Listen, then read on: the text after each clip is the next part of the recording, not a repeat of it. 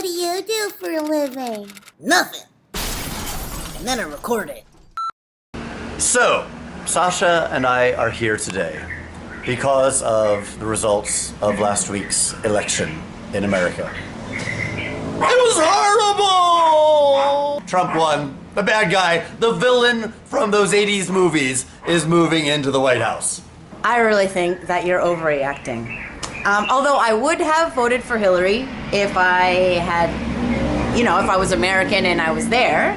But, did you vote? I've been 22 years out of America. The last place I lived would be the place I would have to register for absentee ballot. And that would be Honolulu, Hawaii, which has like 3 electoral votes and is guaranteed to go blue. So that blue being Hillary Clinton. Oh, so it would have been pointless. I tried actually to get an absentee ballot for Pennsylvania, but you need to have an address, and I haven't had an address there since I was a kid. So, and Pennsylvania was unfortunately one of the states that went red being Trump, and it should have been blue for Hillary Rodham Clinton. No, I didn't vote, so I know. I'm just I'm almost like a Canadian or Indonesian at this point, just observing this. I'm excited because during the election here, Jokowi versus Prabowo, I was like very much pro Jokowi. Yeah, as was I. Yeah. But, and I'm not sure how that turned out. Yeah. I kind of wonder what would have happened if Prabowo had won. Exactly. Now we're getting to find out because in America, Prabowo won. There are a lot of similarities between him and Prabowo. Like a lot. Yeah. I thought that Jokowi was going to end up doing things completely different, and then all of the expats were like, Jokowi. And anybody who was like a minority, Jokowi. And that's what Hillary was. Everybody who was a minority, goes for Hillary. Yeah. So by going by women's votes, you would think they would have voted for the first female candidate from a major party, which was Hillary Clinton. No, they didn't care. They didn't care because they didn't like her. Yeah. And a third of Mexicans voted for Trump. What? Yeah. Okay, well, yeah. Okay, Hillary Clinton was status quo. Yeah. Time to shake things up. All right. Time to throw a Molotov cocktail into the whole thing. Oh, but here's another thing that's interesting. Like, some of the things that Trump said were like kind of racist, or they could be, they have a very racist vibe anyway. But as for illegal immigrants, like we've paid this Quitas, we pay taxes here. Quitas Artes thing. Yeah. And you have to pay yourself. Like, a company doesn't pay for you. And it's about 30 million rupiah, give or take, for a year. Yeah. And then there's a whole bunch of other people who do the same work, but they don't pay for anything. Who are not legally allowed to be on television, so that when you have... And they do it anyway. Yeah. And so we're screwed. We're the ones screwed because we're doing it the legal way. Yeah, and you end up...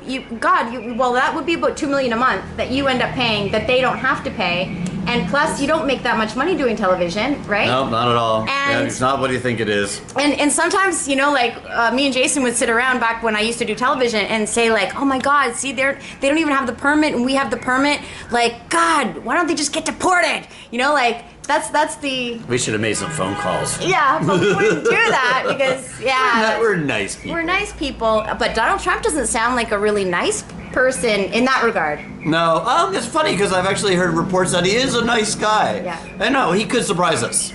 We are all hoping to be pleasantly surprised. I think that if you're nice to Trump, then Trump is nice to you, just like any other human being. Yeah, so can we erase the part where I called him a megalomaniacal dictator wannabe? Oops. Are you scared for America? Well, scared for America. Well, okay. I think this is a step backwards on social justice. He's going to be able to appoint people to the Supreme Court, which is going to last for decades. I mean, this is not just 4 years or 8 years we're talking about. We're talking about decades in the future, because those are lifetime appointees. Climate change. Climate change? I don't believe in climate change. He wants to bring back coal. He wants to bring back oil. Who cares the environment? That's bad for business. Yeah, so it's going to be like business. We have no idea. It's going to be a surprise. Every day is going to be a surprise with a Trump administration. I felt like when I was watching the elections, because I thought it was really interesting, that morally, or maybe character-wise, or morally, Hillary, Hillary, her whole thing was like, we care about everybody. Everybody immigrants and minorities and. Turns out people don't care about all those other people. Yeah, and they so, care about themselves. Yeah, and this guy's like, saying sexist things and, Grab him by the beep. Yeah, not that I think that he is sexist. He was the first Republican candidate to ever hire a female campaign manager. Did you know that? I did it. Did he grab her by the beep? He might have grabbed her by the beep. He might have, but I don't think that he's. It's so hard to talk about this seriously. Yeah, but I don't like the political correctness, and maybe that's why anti-PC. That's why he's got a lot of votes. Yeah, and I'm with People him. I stick like the the crap. way he talks. I do like the way he talks. Cut out the crap. Yeah, and maybe that's why these uneducated white men came out of the gutters to vote for him, because he's the only politician that they understood his vocabulary. Yeah, that's why that is all his vocabulary. I have the best words. My words are the greatest, best words. Fantastic. Fantastic. Huge. Fabulous. It was huge. That is the 4th grade reading level, which it turns out a majority of the populace of America has a 4th grade or lower reading level, it seems. It's really beautiful. I love the undereducated. Democrats screwed up majorly. Hillary Clinton was one of the most unpopular candidates ever. And all the polls were wrong. It should have been Bernie Sanders. It does turn out I'm wrong, because I didn't think Bernie would have a chance. They needed an outsider. And people didn't care what Trump was saying. They don't care that he has no policies. They were like snoozing off whenever Hillary was going to, well, I think first we need to do this, second we should do this policy. No one was listening. They were listening to the guy just going on about, talking like they do. Well, that's another thing. Like, he's an entertainer. He's very, very entertaining. You're fired. He says things that are controversial, which obviously attracts the haters. And as you know, like, haters actually make things go viral, including this guy. This guy went viral. It's a huge virus, and we all caught it. And for the next 4 years, we're going to be suffering from this virus. But he didn't take any money from. He doesn't take money from special interests like lobbyists. He did. No. Oh, as soon as he was allowed to, his campaign did start taking those. Yeah. Do we know from who? Yeah, I don't know where the source is, but he wasn't taking the money personally, but he was using political action committees, PACs, super PACs, all the money kind of. There's no real change going on here. Okay, I didn't know that. All right. People thought they were getting a whole new. He's gonna break the system. He's gonna drain the swamp. Chris Christie. I'm an idiot. Sarah Palin. These are the kind of people who you find at the bottom of a swamp. Okay, yeah. What about his plan to ban Muslims? They're the second largest religion in the world, 1.4 billion followers. Just ban them from coming into the United States. Well, he's backtracked on that policy. So it's going to be extreme vetting. So he's going to stop Syrian refugees from coming in. And I think we're going to be bombing parts of Syria a bit more with the Russians and with the Syrian regime. Do you think that America should be taking Syrian refugees? That's a good question. Well, Europe's taken in a whole bunch. We're a bit further away from where it's happening. And I think it is very unpopular.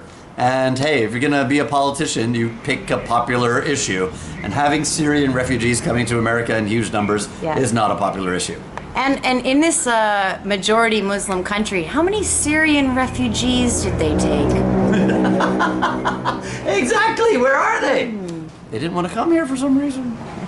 I don't think Indonesia does not like immigrants. I'll tell you that right now. They do not like immigrants. This is one of the most difficult countries to immigrate to. With the bureaucracy, it's one of the most expensive countries. Oh, it's also because white skin, we are like the colonial oppressors. We look Dutch. Yeah. We don't want any Dutch here. Send them back. Yeah. It took me 15 years to get permanent residence. Got permanent residence. I still don't have. You've been here for longer. What, 20 years? Kelamaan, the Indonesia. Yeah, so it's really hard to get permanent residence, and it's like I can't even imagine what it would take to get citizenship. Meanwhile, in the States now, it's actually like you can get citizenship after what, like 5 years? 5 years to get a green card. But now it's getting harder and harder to get in. And that's because the economy just isn't really that great. And I think Trump is going to make it more difficult for people to come into Silicon Valley to work, for people from India, from other countries. You know, we're going to build these walls, isolate America. My suggestion for Donald Trump, build a huge wall around the White House and just stay in there for 4 years. I think you're labai a little bit. I don't think it's going to be as bad as people say, but I find, Just you wait. I find it hilarious that people are upset. That's amusing to me. Donald Trump himself is amusing to me. I'm just really happy and amused. Donald Trump was surprised he won. He had no idea he was going to win. Yeah. Yeah, he's absolutely not ready for this. You can see the look on his face when he's in the Oval Office for the first time, like, holy shit! I'm gonna have to move in here. Yeah. Yeah. This place is a dump. It's a dump. This is gonna be a great 4 years. I can feel it. A lot of people have a lot of opinions on her, positive and negative, mostly negative. But you do have to feel sorry for her. I mean, she really did try harder than almost anyone ever. And she almost broke through that glass ceiling twice. Okay, the first time in 2008, Obama beat her out of the nomination for the Democratic Party. Now she had the nomination for the Democratic Party, and everybody predicted she was going to win. And then it's like the carpet being pulled out from under you at the last minute. Her world came crumbling down, and I think that's going to be really, really hard. Well, I think if you want to be the first female president of the United States, you have to do the same thing that Indonesia did and Canada did. You have to be vice president, and then the president has to get impeached or something. That's like the only way if you can become a leader if you don't have a penis. People are too sexist. I think that was a huge problem. Yeah, they just weren't ready, and they don't particularly like that woman. I think if she had chosen, what's the senator from Elizabeth Warren? If she had chosen, the guy she chose as her running mate, what's his name? Nobody remembers his name. Tim Kaine. Boring! Oh my God. If they'd chosen another woman, had two women on the ticket, that might have actually fired people up a little bit more. Yeah. Or who was that rapper that wanted to, was it Kanye West or something? Get Kanye in there, man. Get Kanye in there. Well, Michelle Obama and Kanye West. Michelle Obama for 2020. But again, is that going to happen? Another, first lady turned presidential candidate? No way. Actually, I do like Melania. I do like Melania. You're born in kind of like a crap country. Not that her country's crap, because I don't even know what country she's from.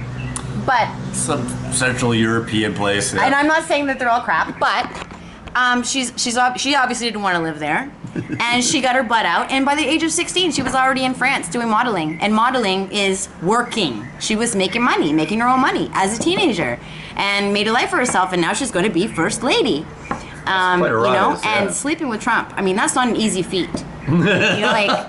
Would you sleep with Trump? You don't want to even think about that. Oh my God. Oh, that was one of the best cartoons I saw after the election. Was Trump having a cigarette in bed, and the Statue of Liberty is like, oh my God, what did I do? It's like, good morning, America. Yeah, but he wouldn't sleep with the Statue of Liberty because she's only a 4 or a 5. That was one of the jokes that Hillary made in her speech. Oh, right, Did you? yeah. Anyway, it was really funny. Liberty, she's only 4 or 5. That was last notes. Yeah, well, we'll keep you updated. Yeah. I mean, because this is going to get interesting. Yeah. So it's not about personality anymore. It's not about morals. It's about what can you do, right? Well, what you can do. What is it gonna do? And is all this just gonna be like Indonesia's election, where we thought there was going to be this big difference, and it only got worse for us that actually supported him. So I don't know. All right, well, I'll see you later, guys. Bye.